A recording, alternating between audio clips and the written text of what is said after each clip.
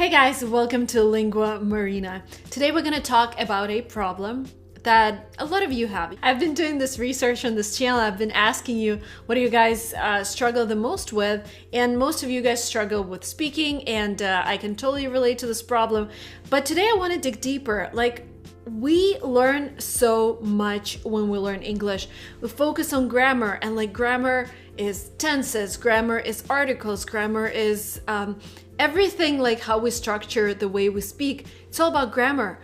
But the problem is we spend years learning grammar and we still can't speak. So today we're going to talk about this problem and whether you actually need to learn grammar to speak English, because sometimes, I never told you that, but sometimes you don't really need to learn grammar to speak English. So if you're interested and if you have the same problem, please continue watching this video. Now, first of all, think about kids. Think about kids that are 4 years old, 5 years old, who live in the US. Do they learn grammar? Do they have any understanding of what future perfect is?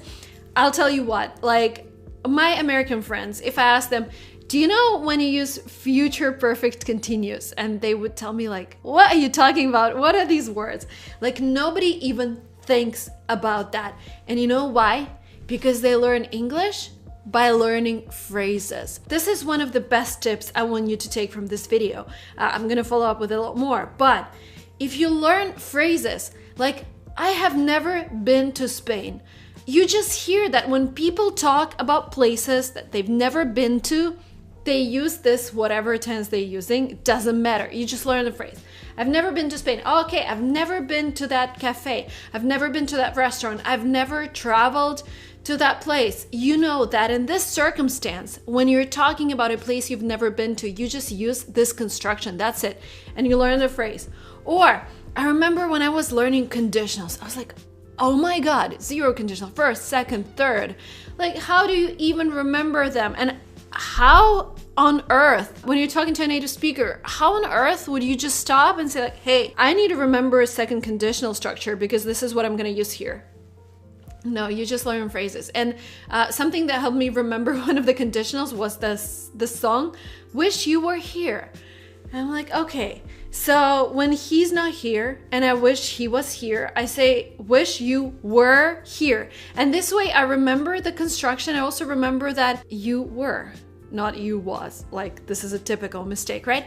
So learn phrases. Stop doing this word by word learning. Learn those phrases. And once you notice that, oh my God, I've heard this phrase before, this is something I need to learn because native speakers use it a lot.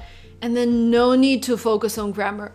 No need to say, oh, wish you were here. First conditional. Okay, I'm gonna write that. No, you just remember the phrase. The more content you consume in English, the more phrases you get exposed to, the better you get at speaking, right? This is super obvious. So TV shows, YouTube, whatever.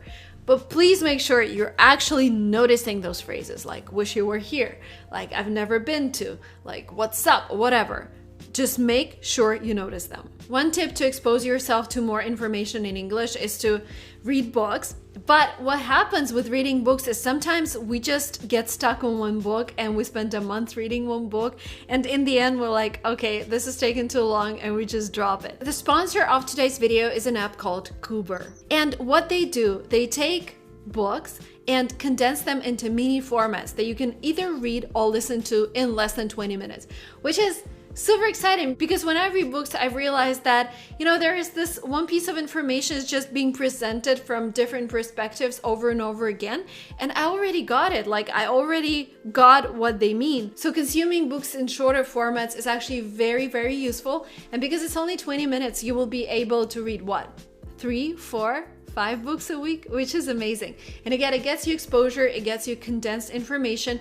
People go to conferences, spend days there. A lot of conferences are still not allowed these days. But if you listen to 3 books in a week, which is an hour, you get very similar information just for less money and in less time. And information from books, and they also have conferences, is actually summarized by professionals in the area. So they're summarized by doctors, engineers, professors, etc. It's not just a random person comes in and says, oh, okay, we're gonna leave this out and we're gonna include just this.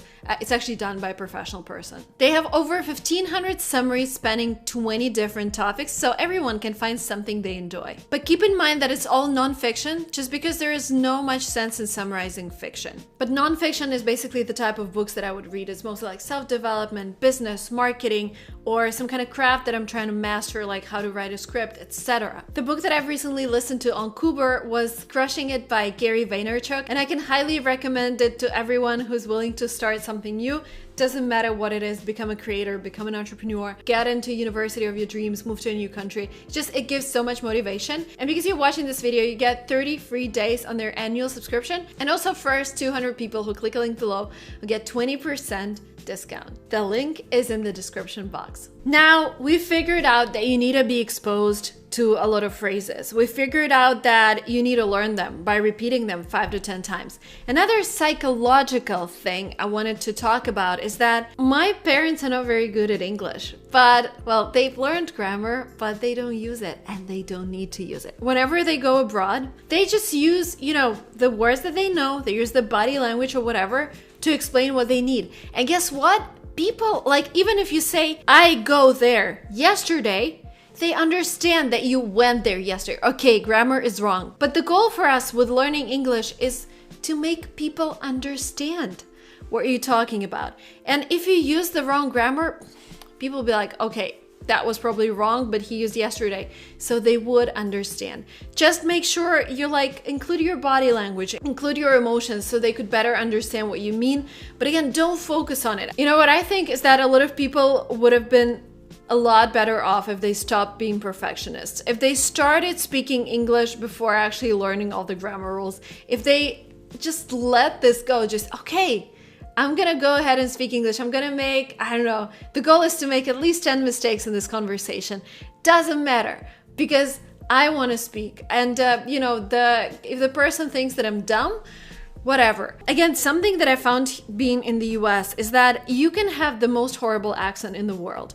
You can have the worst grammar in the world, and it might be very hard to understand you. But if you enjoy what you're talking about, if you're an expert in your field, people will listen to you. They don't care. Like when you come to a doctor, if he's really a professional, would you care about the way he looks, like what he wears? No, of course not. You would just care about him being a professional. So this is something I want you to remember. Like if you're a professional, if you are really passionate about what you're talking about, people would not care about your grammar. And once you have this in your head, this would really help you move forward. And I'm gonna give you some extra tips on how to speak English without actually paying too much attention to grammar. The next mistake is translating. Again, when we're translating from our language to English in our head, we try to translate different constructions that we use in our language. And again, it doesn't matter necessarily that what we say in our language is the same in English, because in English we have completely different rules. So stop translating. Again, if you want to use something overcomplicated like conditionals, just maybe remember one of them, like with that song, and that's it. And then you will just, the further you go, the more confident you become in some basic structures, the more you would be able to add on. But starting with the third conditional right away, that's too much. And because I think, again, the problem that we're talking about here is more psychological than a scientific problem that you need a certain amount of grammar to actually start speaking. I think all of you guys who are watching this video who are able to understand what I'm talking about, you have enough grammar in your head, and that you're just afraid that you're not going to be able to use the right construction. So the thing is, I would advise you to talk to a lot of people, but to put you at ease, talk to non-native speakers. This might be a controversial advice because, again, if you want to hear somebody who speaks perfect English, then yes, it's a teacher, it's a native speaker.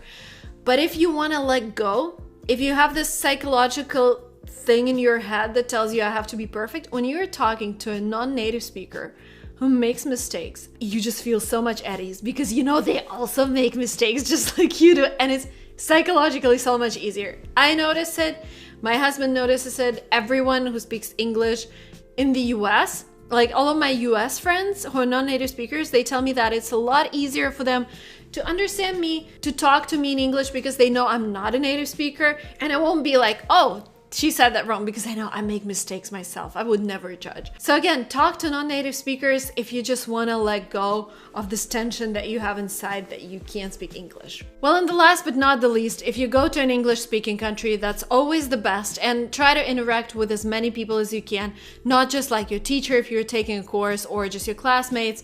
If you go alone, that's the best. So when I was 14, I traveled alone to the UK. I think it was 23 when I went, 22 when I went to Canada on my own. Again, amazing experience. I was staying with a local family, speaking to them in English and just doing everything I had to do in English, which meant flying from Toronto to Vancouver, flying from Vancouver to Whistler, like visiting all the places and managing my lifestyle myself. So that helped me a lot. 2013, well, I went to the US with my family, but still, I was like on my own exploring Miami. I was on my own exploring New York. Again, this all really, really helps. So don't be afraid to travel alone. Traveling alone is first of all a challenge for your English, and second of all, it's a psychological journey because you are with yourself. You're digging deeper into yourself. You're digging deeper into your problems, and I just like how your perspective changes after those trips.